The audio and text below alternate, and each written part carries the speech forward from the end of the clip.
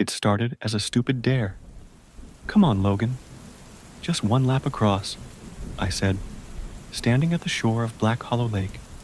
The moon barely lit the still water, making it look like an endless pit of ink. "You're such a chicken," I teased. Logan scoffed. "Fine. But when I come back, you're buying me pizza for a week." I grinned and watched as he stripped down to his boxers. The air was cool, the night silent, except for the occasional rustle in the trees. "Better hurry before you lose your nerve," I called as he waded into the lake. Everyone in town knew the legend of Black Hollow.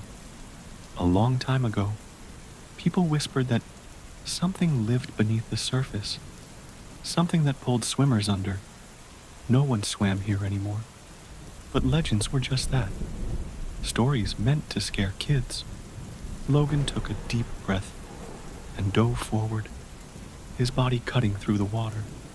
I watched his shape move in the moonlight, waiting for him to pop up on the other side. Then, silence. A few seconds passed, then 10, then 15. "Logan," I called, stepping closer to the water's edge.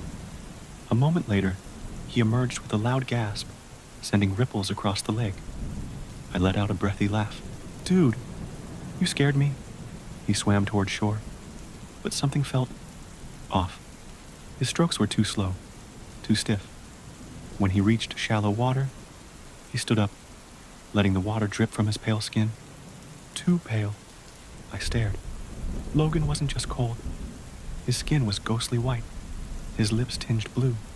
His eyes, usually a warm brown, looked almost black in the dim light. And then he spoke.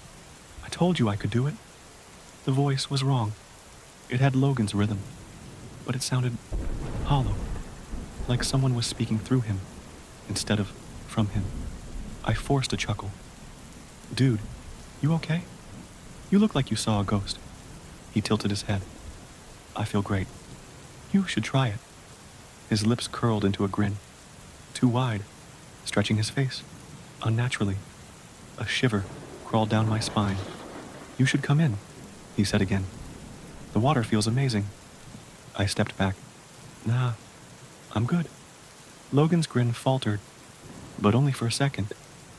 "You should." His voice was softer this time, but insistent. His pupils were too large, swallowing the color in his eyes. I took another step back. "We should get home. Your mom's gonna..." His hand shot out and grabbed my wrist. His grip was ice cold, too strong. My breath hitched. "You should come in," he repeated. I yanked my arm away. "Logan, stop messing around." He didn't blink, didn't move, just stood there, dripping, staring. Then he took a step closer. I bolted. I don't remember running through the trees, only that my heart pounded so loud I couldn't hear anything else. By the time I reached my bike at the trailhead, I didn't dare look back. I pedaled home so fast my lungs burned. The next day, I didn't sleep. Logan's voice, "You should come in," echoed in my head all night. By morning, I told myself I'd imagined it, that maybe he was just messing with me. Maybe it was just the cold. Then I saw him at school.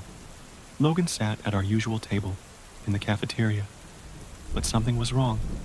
His movements were too precise, too controlled. He barely blinked, and his skin, still too pale. "Dude, you okay?" I asked, sitting down hesitantly. He turned to me, grinning that same stretched grin. "Never better," he said. His voice was still wrong. Then he leaned in. "I was thinking we should go back tonight. The water was so nice. You'd love it." I swallowed hard. "Nah, man. I'm good." He didn't stop smiling.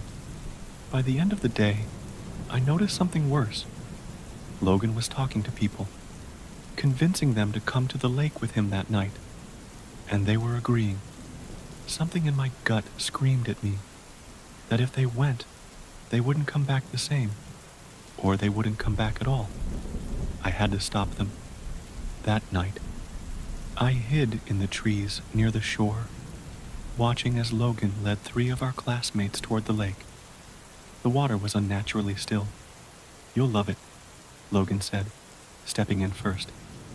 "Just a quick swim." The others hesitated. I clenched my fists. I had to do something. "Hey!" I shouted, stepping out of the trees. They turned. Logan's grin widened. "You came." His voice sent ice down my spine. I took a deep breath. "Guys, we have to go. Now." One of the others, Jason, frowned. "Why?" Logan said. "That's not Logan," I snapped. Logan cocked his head. "Of course I am." Then, without breaking eye contact, he walked further into the lake. The water swallowed his legs, his waist, his chest. "Come in," he whispered.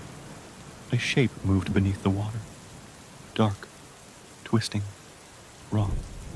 I grabbed Jason's arm. "Run." Something burst from the lake, behind Logan. A hand, long skeletal fingers, black as the deepest part of the ocean. I didn't wait to see more. I yanked Jason and the others with me, sprinting toward the trees. Behind us, I heard Logan's voice. Not shouting, not angry, just calm. "Come back. It's wonderful down here." I didn't look back, and I never saw Logan again. Thanks for watching Cryptic Chronicles.